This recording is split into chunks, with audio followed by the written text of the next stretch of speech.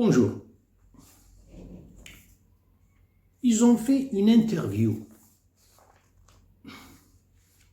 à l'araignée. Ils lui ont donné un microphone, une interview avec l'araignée. Vous savez, l'araignée, ce qu'elle avait répondu,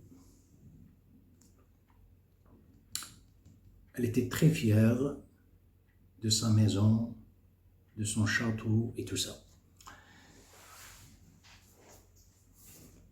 Elle a reçu beaucoup de questions de la part de l'audience.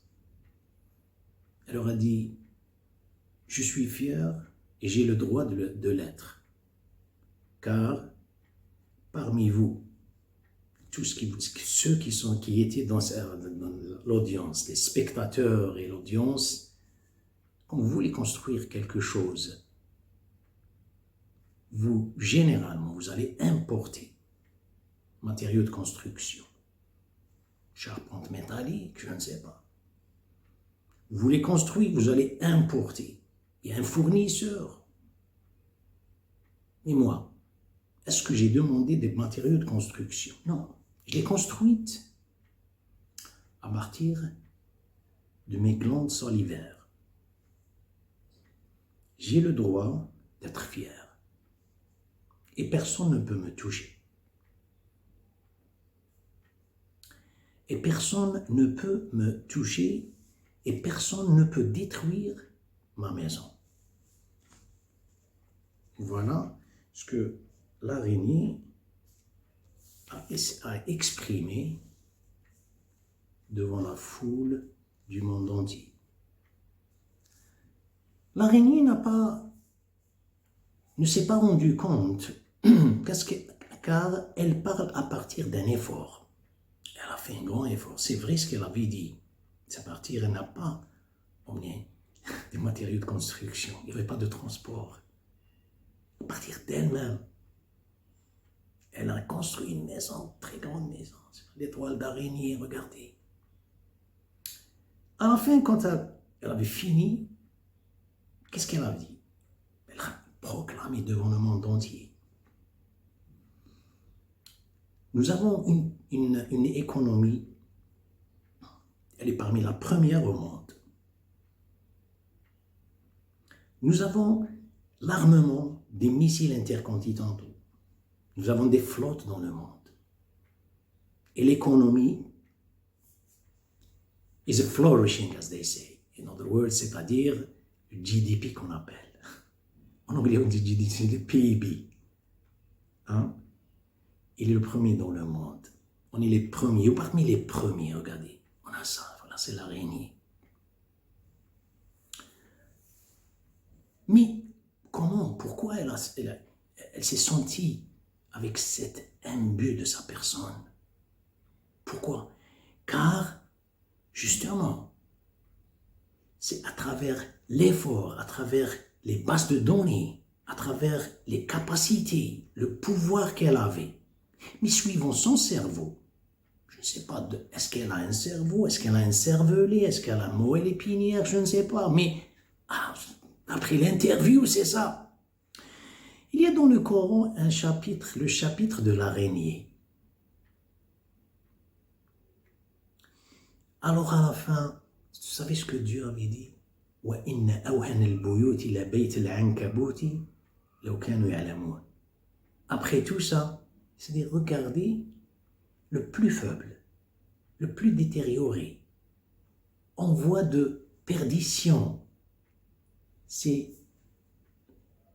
la maison de l'araignée. Il n'a même pas dit l'étoile de l'araignée. La maison de l'araignée, mais est-ce qu'il parle avec l'araignée? Il a dit لَوْ كَانُوا يَعْلَمُونَ. S'ils sont conscients, avec l'être humain bien sûr, s'ils sont conscients, ça vous dit une chose, que l'être humain n'est pas conscient.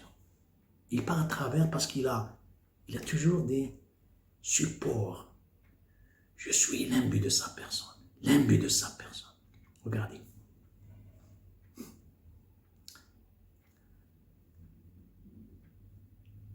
Il y a, on appelle, en arabe on dit, c'est pas traduction directe. On dit l'imbu de sa personne, c'est lorsqu'on réalise le but, ou bien on achève quelque chose, l'achèvement, quelque chose, le succès, le but, l'objectif, voilà comment on se sent.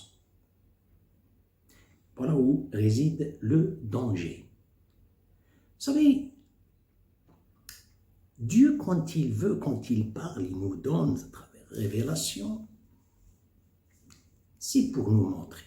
Mais c'est à travers les prophètes. Il parle une fois avec Moïse. Alayhi salam. Moïse, si vous parlez des connaissances, il était le top, enfin top, pendant son temps. Vous parlez de la force physique, top, top, top. Mais, vous savez ce qu'il lui a dit? Pour juste nous orienter, pour nous guider, pour nous avertir. Il dit, Moïse, attention. Attention. Adam, le premier être humain, il était dans le paradis. Et je l'ai fait sortir du paradis. La ta'man makri, ça veut dire attention de l'ennemi de ta personne. Attention de ça. Le monde est ruiné à cause de ça. Individuellement ou bien à travers un État, sur l'échelle d'un État. La ta'man makri, attention. Vous dites vous êtes au paradis, ça y est, il n'y a pas le ça y est. Si vous voulez bénéficier de ce succès, là, on va parler de ça. Vous restez avec ça, avec l'imbu de sa personne, c'est vous êtes comme l'étoile d'araignée.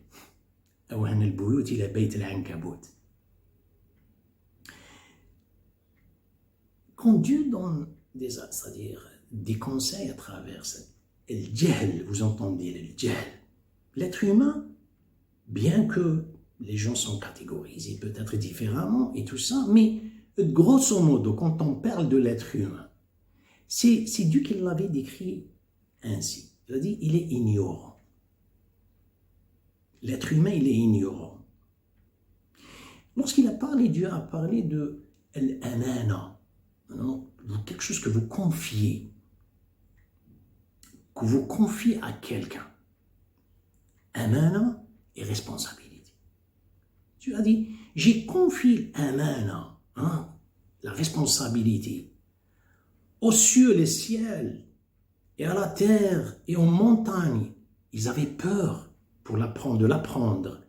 Et l'être humain qui l'avait prise, cette amana. إن عرضنا الأمانة على السماوات والأرض والجبال فأبين أن يحملنها وأشفقن منها وحملها الإنسان إنه كان ظلوما جهولا. Pourquoi? Zalouman, il était dans l'obscurantisme de ses pensées. Parce que Dolm, c'est Dalam, c'est l'obscurité. C'est ça, c'est l'obscurantisme de ses pensées. Il pense qu'il est toujours... Je suis. Vous savez, c'est l'être humain qui est comme ça. Si vous allez voir la force, par exemple, du lion, le lion, c'est sa nature. L'hippopotame, il n'est pas obèse, c'est sa nature. Mais l'être humain qui sort du moi, il devient obèse.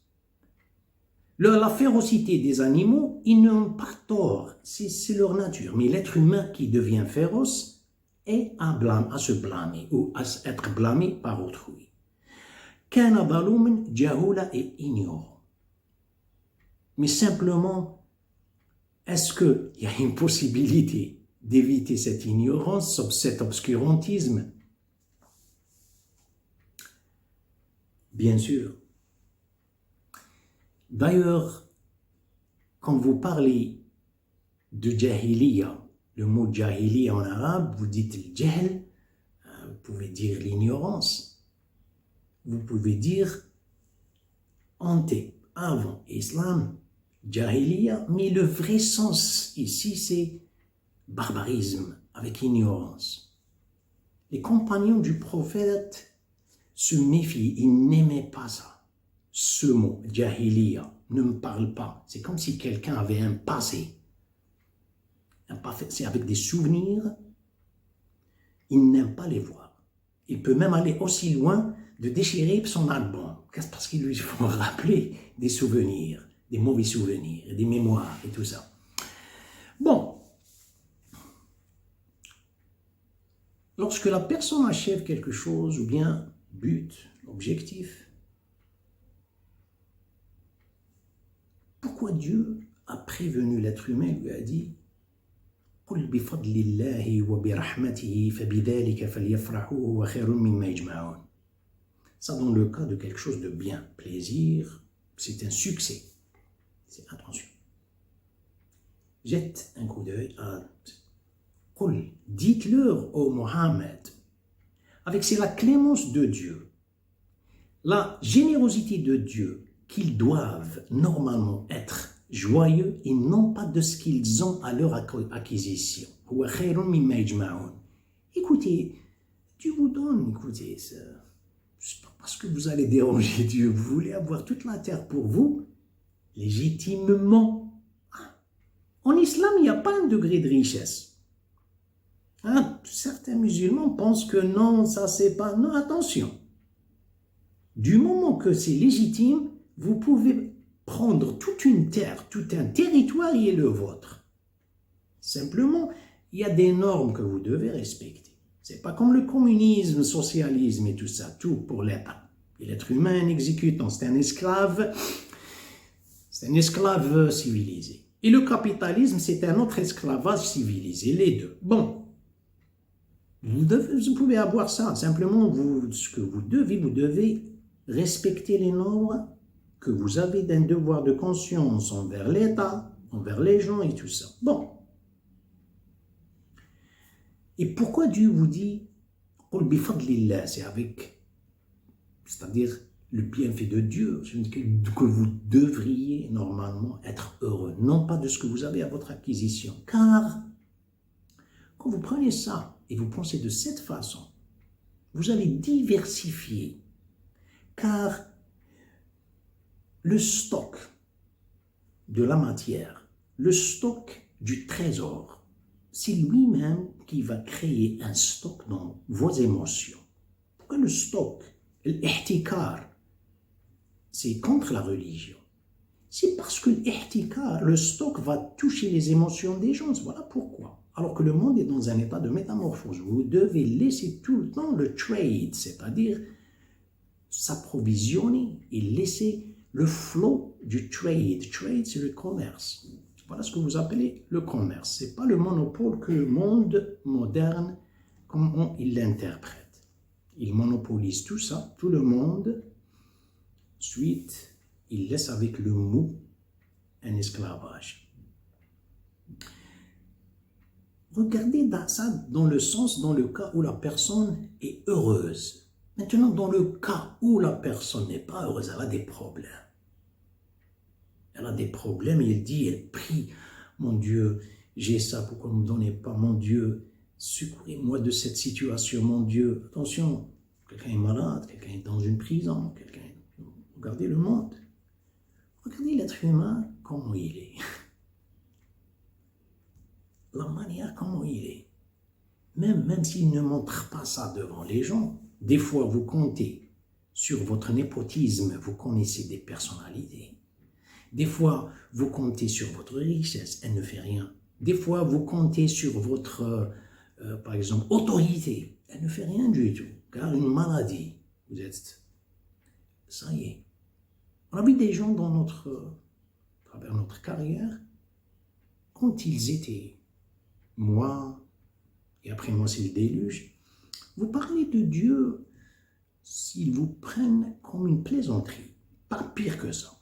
Leurs derniers jours à l'hôpital, avec des maladies, tout ça, vous ne pouvez pas imaginer, vous ne dites pas c'est monsieur ou cette dame, surtout il y avait des actrices comme ça, une dame qui avait un cancer du foie, comment elle pria à Dieu.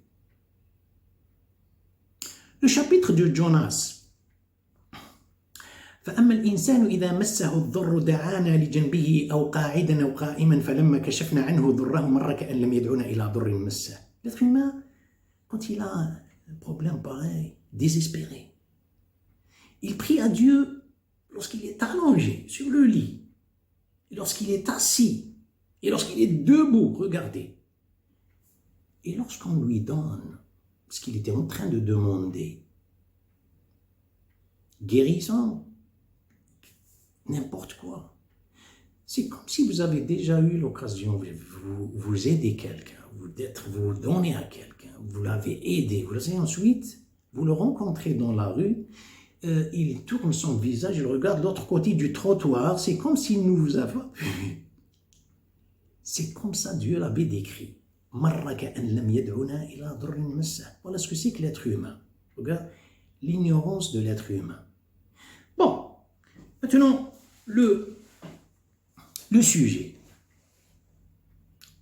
Le temps fait son travail. Il y a un temps comme le temps de l'araignée. Elle a fait son travail. Mais le temps, c'est qu'à la fin de ce que vous avez achevé, à qui vous avez donné le crédit. Shukr, on dit. Apprécier. Ça, vous êtes tout le temps, vous allez ouvrir une diversité. Vous allez. Autrement dit, c'est l'imbu de sa personne qui va vous ruiner. Il n'y a pas un livre dans ce monde, je ne sais pas si j'ai mentionné ça au début, qui parle du temps, comme le Coran. D'ailleurs, vous savez, il parle de l'aube, début du jour, début du le coucher du soleil. Il parle de la nuit. Et la nuit, ce n'est pas uniquement, il parle de shafaq. Vous savez, shafaq, c'est, comme vous voyez vers, par exemple, le coucher du soleil, il n'y a pas le soleil, c'est ça, et c'est la nuit, il y a encore un rouge. Regardez, c'est miniature, il parle du temps. Même Dieu, quand il parle, il respecte le temps. Le fait de respecter le temps, c'est le fait d'épanouir ce temps dans votre cerveau. Qu'est-ce que vous allez, si vous allez être en train de prendre de l'ampleur, une sorte de dilatation, une sorte d'augmentation de prairie dans votre cerveau.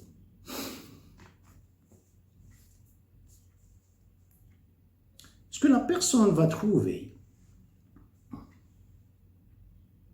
tout d'abord, ça doit être ici. Ensuite, vous allez le voir dans le monde, dans l'horizon.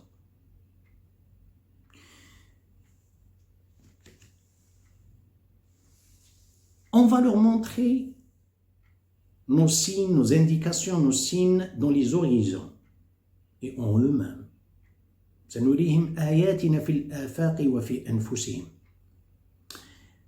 Mais qu'est-ce que vous allez voir dehors? Ce que vous allez voir, ce que vous allez contempler dehors, c'est ce qu'il y a été déjà ici dans votre propre monde psychique.